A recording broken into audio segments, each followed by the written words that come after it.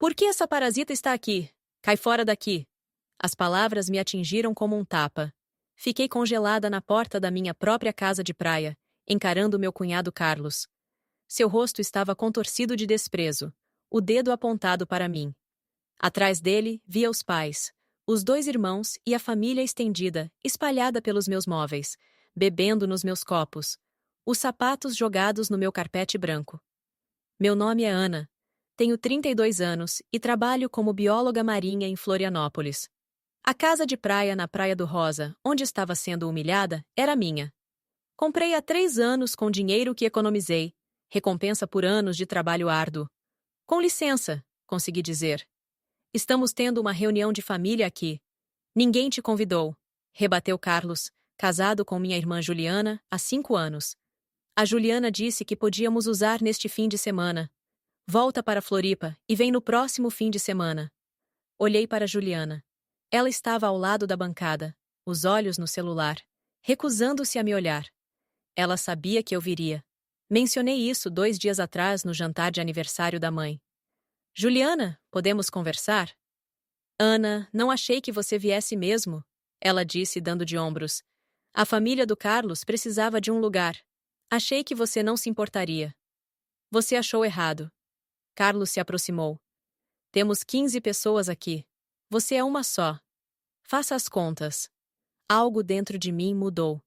Passei a vida sendo a acomodada, a irmã que não fazia ondas.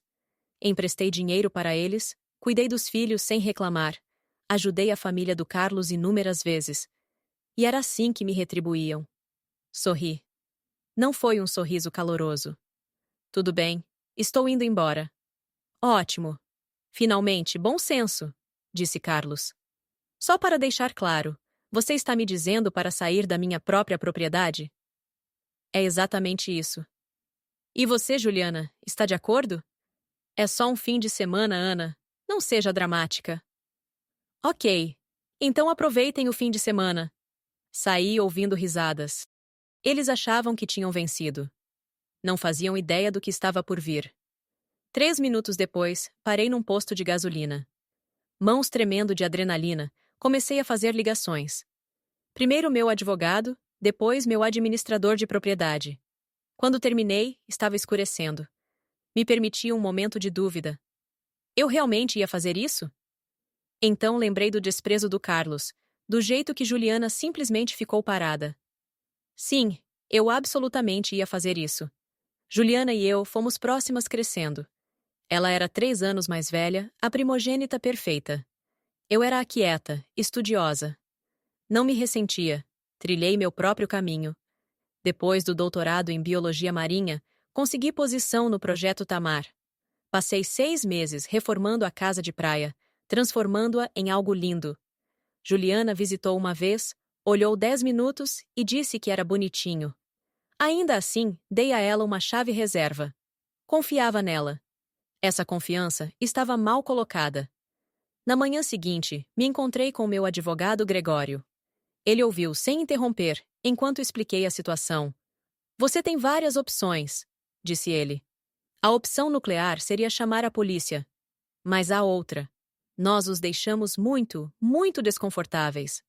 Durante a próxima hora, Gregório delineou um plano elegante e devastador. Tem certeza que quer fazer isso? Ele perguntou seriamente. Seu relacionamento com sua irmã pode ser permanentemente danificado. Pensei no rosto da Juliana, na recusa de me defender, no desprezo do Carlos. Tenho certeza. Ao meio-dia, tudo estava em movimento. Fiz as ligações necessárias, assinei os documentos. Tudo perfeitamente legal, perfeitamente dentro dos meus direitos como proprietária. Dirigi até uma cafeteria e esperei. Meu telefone começou a vibrar com mensagens de familiares exigindo que eu recuasse. Ninguém perguntou se eu estava bem. Ninguém se desculpou. Às 15 horas, Gregório ligou. Está feito. Levou exatamente 12 minutos para a explosão. Ana, que diabos você fez? Juliana gritou ao telefone. A energia caiu. E a água? Não tem água. Eu sou a titular da conta e solicitei suspensão temporária. Já que não estou usando a propriedade, Não vi razão para pagar por utilidades que hóspedes não autorizados estão usando. Você não pode fazer isso. Temos 15 pessoas aqui. Eles são bem-vindos para sair da minha propriedade quando quiserem. Foi o que o Carlos me disse para fazer ontem, não foi? Cai fora daqui. Juliana fez um som estrangulado e desligou. Carlos ligou em seguida. Voz pura raiva. Minha mãe tem problema cardíaco. Ela precisa estar num ambiente fresco. Então levem ela para um hotel. Ouvi dizer que há vários bons por perto. Isso é culpa sua. Não, Carlos. Você colocou pessoas em risco quando ocupou minha propriedade sem permissão. Aliás, registrei notificação formal de invasão. Vocês têm até às 18 horas para desocupar. Depois disso, qualquer um será removido pela polícia. Ele gaguejou, mas desliguei. Meus pais ligaram juntos. Ana, isso não é típico de você, disse minha mãe. Juliana distribuiu acesso à minha propriedade sem perguntar. Carlos me ordenou a sair da minha própria casa. Mas é tão extremo? Meu pai protestou. E eu? E o fato de que fui nada além de generosa, e é assim que me tratam? Quando alguém vai se levantar por mim? Nenhum teve resposta. Às 17h30, voltei para nossa casa. Carros estavam sendo carregados, pessoas parecendo infelizes. Carlos arrastava um cooler, a expressão assassina. Juliana estava na varanda, parecendo menor do que jamais a tinha visto. Exatamente às 18 horas, uma viatura policial entrou. O policial conversou com Carlos e começou a fazer as pessoas saírem. Não houve drama, apenas insistência firme. Observei o último carro partir, Juliana sem olhar para trás. Quando entrei na minha própria casa, senti algo inesperado. Alívio. Pela primeira vez em anos, tinha me defendido. A casa era um desastre. Manchas de vinho no carpete, marcas de cigarro no deck, a cozinha uma bagunça. Mas foi no andar de cima que meu sangue ferveu. Alguém tinha estado no meu quarto. A cama desarrumada, o armário aberto. Uma caixa de joias estava aberta. Verifiquei o colar de pérolas da minha avó. Tinha sumido. Aquele colar era a única coisa que tinha dela. A mulher que me entendia, que me encorajou quando todos achavam estranho. Ela me deu no leito de morte. Liguei para Juliana imediatamente. O colar de pérolas da vovó está faltando. Alguém roubou. Isso é ridículo.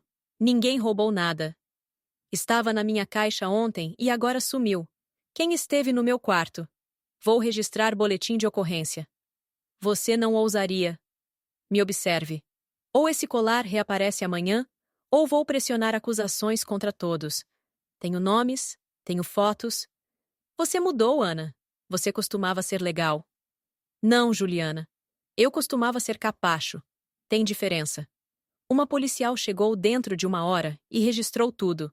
Depois, passei 3 horas limpando, esfregando, desinfetando. A cada passada da esponja, minha raiva crescia. Por volta da meia-noite, meu telefone tocou. Ana, é a Mariana, a irmã mais nova do Carlos. Ouvi sobre o que aconteceu e só queria dizer que sinto muito. O que o Carlos fez foi completamente fora de linha. Obrigada. Isso significa muito. Ele sempre foi assim, entitled. Ana, odeio te contar isso, mas o Carlos está com problemas de dinheiro. Sérios. Ele está desesperado o suficiente para que eu não descartasse ter pego o colar. Ele tem tentado pedir dinheiro emprestado de todos na família. Depois que desligamos, sentei no escuro processando. Carlos estava quebrado. Isso explicava tudo. Mas roubar de mim? Essa era uma linha que nunca imaginei que cruzariam. Na manhã seguinte, acordei com 17 chamadas perdidas. Familiares exigindo que eu retirasse o boletim, dizendo que estava rasgando a família. Ninguém se desculpou. Estava tomando café no deck quando Juliana apareceu. Ela saiu do carro devagar, parecendo não ter dormido. Precisamos conversar. Não me movi. Então fale. Ela subiu as escadas, olhos vermelhos de tanto chorar. Sinto muito. Deveria ter perguntado antes de dar as chaves. Deveria ter te defendido. Sim, deveria. Mas, Ana, você levou longe demais. A polícia? Você vai destruir o Carlos por causa de um colar? Um colar que pertencia à nossa avó. Era tudo que me restava dela. É só uma joia. Pode ser substituída. Não, Juliana, não pode. E o fato de você não entender isso me diz tudo. A expressão dela endureceu. Se pressionar acusações, o Carlos pode perder o emprego na prefeitura. Uma acusação de roubo o arruinaria. Então ele não deveria ter roubado de mim. Você nem sabe se ele pegou.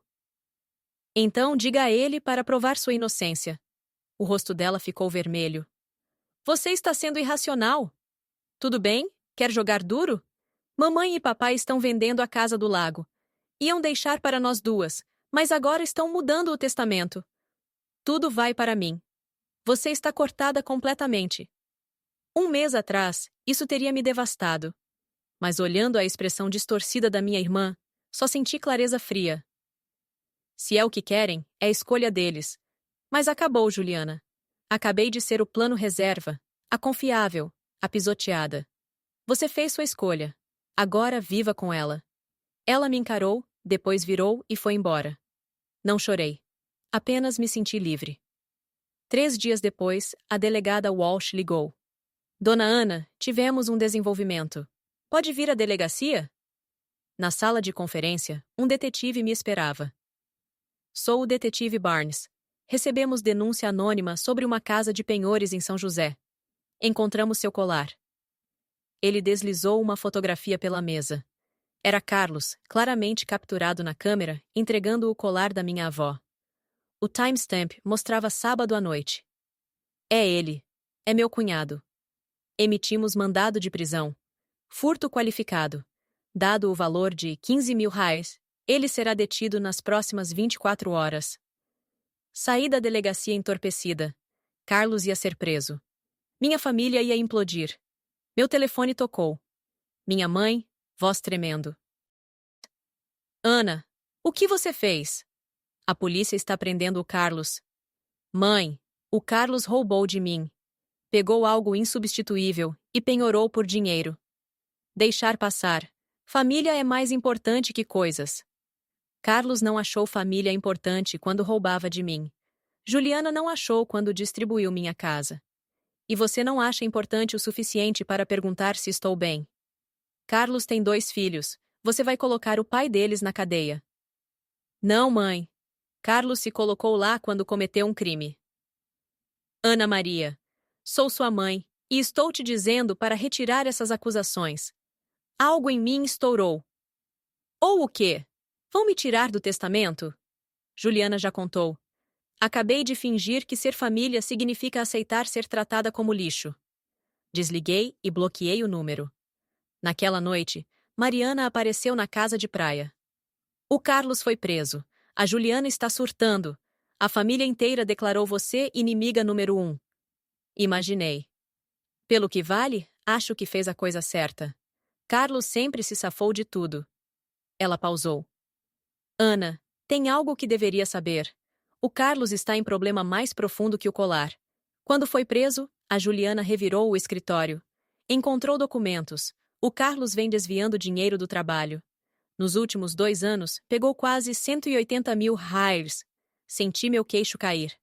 Ele estava encobrindo manipulando relatórios, mas agora que foi preso, o empregador está fazendo auditoria. Vão encontrar tudo. A Juliana está decidindo se divorcia ou fica. Entre o roubo e o desvio, ele está encarando o tempo sério. Juliana está se mudando de volta para os nossos pais. A casa vai para a execução hipotecária. Deveria ter me sentido vingada. Em vez disso, apenas me senti cansada. Você acha que fiz a coisa errada? Ela me olhou séria. Não. Carlos precisava enfrentar consequências. Melhor agora, antes que roubasse ainda mais. As próximas semanas passaram num borrão de procedimentos legais. A prisão do Carlos chegou às notícias locais. Mantive a cabeça baixa, focada no trabalho com tartarugas marinhas. Delegada Walsh ligou com a atualização. O advogado do Carlos queria negociar acordo envolvendo restituição e condicional. O que acha? Depende de você. Se quer perseguir criminalmente, temos caso forte. Mas se aceitaria restituição e admissão formal de culpa, é opção também. Pensei sobre isso. Queria esse nível de vingança? Como seria a restituição? Ele pagaria o valor total do colar mais danos à propriedade e se declararia culpado em tribunal. Deixe-me pensar. Naquela noite, Juliana apareceu no meu apartamento em Florianópolis, parecendo vazia. Tinha perdido peso. Parecia ter envelhecido 5 anos. Posso entrar? Ela sentou no sofá e começou a chorar. Não lágrimas delicadas, mas soluços profundos e quebrados. Sinto muito, ela conseguiu dizer. Sinto tanto, Ana. Você estava certa sobre tudo. Fui uma irmã terrível. Escolhi o Carlos sobre você repetidamente. Achei que você não precisava de mim. Eu precisava que você me apoiasse. Eu sei. O advogado me mostrou tudo. O desvio, as dívidas de jogo, as mentiras. Ele mentiu por 2 anos. Estamos perdendo a casa. Meu crédito está destruído. O colar. Ele me disse que encontrou numa casa de penhores, que ia te surpreender. Eu acreditei. Te defendi. E o tempo todo foi ele. Eu sei. Não espero que me perdoe, mas precisava te dizer que vejo agora o que fiz. Sentamos em silêncio. Finalmente, falei. Eu te perdoo. Ela me olhou, surpresa. Não porque o que você fez foi ok, mas porque segurar raiva é exaustivo. Você é minha irmã. Te amo. Mas te amar não significa aceitar ser tratada mal. O que fazemos agora? Agora você resolve sua vida. Decide se fica com o Carlos ou o deixa. Se reconstrói. E eu faço o mesmo. Posso te ligar às vezes? Sim. Mas as coisas são diferentes agora. Não vou ser sua conta bancária reserva ou babá grátis. Se vamos ter relacionamento, tem que ser igual. Entendo. Vou fazer melhor. Prometo. Depois que ela saiu, liguei para a delegada Walsh e aceitei o acordo. Carlos se declararia culpado, pagaria restituição. Isso parecia suficiente. 6 meses após a prisão do Carlos, recebi carta do Ministério Público. Ele foi sentenciado a 3 anos em prisão estadual, com possibilidade de condicional após 18 meses. A restituição que devia ao empregador excedia 700 mil AIRs. Li a carta 2 vezes e arquivei numa gaveta que raramente abria. A vida tinha seguido. A casa de praia tinha se tornado meu santuário. Comecei a convidar colegas e amigos para pequenas reuniões genuínas. Mariana se tornou amiga de verdade. Através dela, conheci pessoas que valorizavam a autenticidade sobre obrigação familiar. Juliana e eu falávamos ocasionalmente. Ela tinha completado certificação em codificação médica, conseguido um emprego melhor, e as crianças estavam se ajustando bem ao divórcio. Estava tão ocupada defendendo ele que esqueci de perguntar se ele merecia defesa, me disse numa ligação. Meus pais eventualmente entraram em contato. Ligações estranhas onde dançavam ao redor de desculpas sem realmente fazer nenhuma. Ouvi educadamente, mas mantive conversas curtas. Foi numa terça de outubro, quando tudo fechou o círculo. Estava no aquário dando a apresentação, quando recebi ligação de número desconhecido durante o intervalo. Ana, aqui é o advogado Hoffman. Represento o Carlos. Ele solicitou falar com você. Quase desliguei. Por que eu ia querer falar com ele? Ele diz que tem informações sobre o fim de semana na sua casa de praia. Diz que há mais na história do que saiu no tribunal. Mencionou especificamente seus pais e a Juliana. Diz que estavam mais envolvidos do que você percebe. Isso me deu pausa. Envolvidos em quê? Ele insiste em falar com você diretamente. Agendamos ligação monitorada para a semana seguinte. Estava na casa de praia no deck, quando o operador da prisão nos conectou. Ana, obrigado por aceitar minha ligação. Estou aqui. Fale. Preciso que entenda algo. O que fiz foi errado, mas aquele fim de semana não foi só minha ideia. Seus pais planejaram. Sua mãe sabia que você estava vindo. Ela disse a Juliana para me dar as chaves e convidar minha família. Mandou ela garantir que eu te confrontaria. Meu sangue congelou. Você está mentindo. Não estou. Sua mãe odeia que você tem dinheiro, essa casa, sucesso sem ajuda deles. Ela achou que se eu te humilhasse o suficiente, você venderia a casa e dividiria o dinheiro com a Juliana. Me disse exatamente o que dizer. A coisa toda foi encenada. Isso é insano. Pense, Ana. Por que a Juliana simplesmente entregaria chaves sem perguntar? Por que minha família inteira estava pronta naquele fim de semana específico?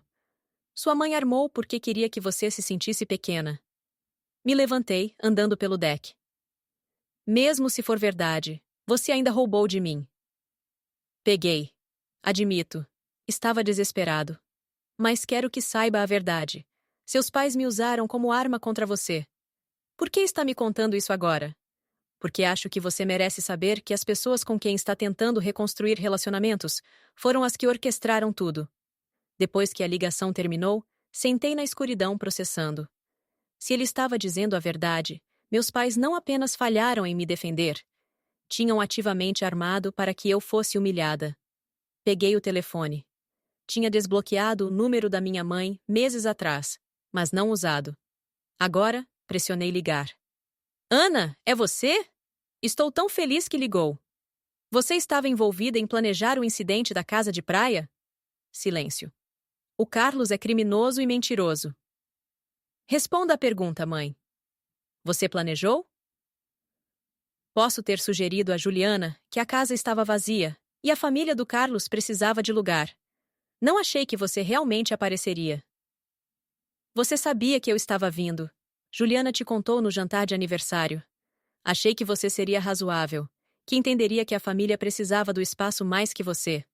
Ri, som sem humor. Você me armou. Queria que o Carlos me envergonhasse o suficiente para que eu fizesse o que pedisse. Você tem que entender. Estávamos preocupados com você. Tão distante, focada na carreira. Você achou que me manipularia para desistir da minha propriedade. É só uma casa de praia, Ana. A Juliana tem filhos, necessidades reais. Você é solteira. Não precisa. Não preciso do quê? Respeito? Limites? Minha própria propriedade pela qual trabalhei duro? Você está sendo dramática. Não, mãe. Estou sendo clara. Você me usou. Sempre me usou. Eu era a responsável. Então me tomou como garantida enquanto bajulava a Juliana. E quando finalmente me defendi, você me puniu. Simplesmente priorizamos as necessidades da Juliana. Me humilhando. Você criou a situação que tornou o roubo possível. Me colocou vulnerável e sozinha na minha própria casa. Tem ideia de como isso foi? Acho que está exagerando. Acabou. Acabou com suas desculpas. Acabou com sua versão de família, onde só sou valiosa quando sou útil. Juliana está tentando construir relacionamento real comigo, baseado em honestidade. Mas você não consegue nem admitir o que fez. Não me ligue de novo. Acabou. Desliguei e bloqueei o número de vez. 1 ano após aquela ligação, minha vida não parecia nada com o que imaginei. A casa de praia tinha se tornado o hub do meu grupo de amigos. Organizei festa da Mariana, retiros de pesquisa, até um casamento pequeno. Juliana prosperou. Foi promovida 2 vezes, se mudou para apartamento melhor, começou a namorar homem gentil. As crianças me chamavam de tia Ana, com afeto genuíno. Carlos tinha sido libertado após 16 meses. Estava trabalhando num depósito, morando em casa de transição, pagando pensão em dia. Não o odiava mais. Simplesmente não pensava nele. Meus pais tinham tentado contato várias vezes através de parentes. Sempre com a mesma mensagem. Eu estava sendo teimosa, rasgando a família. Cada vez respondi. Eu tinha seguido em frente muito bem. A casa do lago venderam para cobrir dívidas. Aparentemente, viviam além dos meios há anos. Sem minha rede de segurança financeira, finalmente bateram no fundo. Foi num sábado de novembro quando recebi a ligação. Ana, é a Juliana. Papai teve ataque cardíaco. Está no Hospital Regional de Florianópolis. Fui sozinha.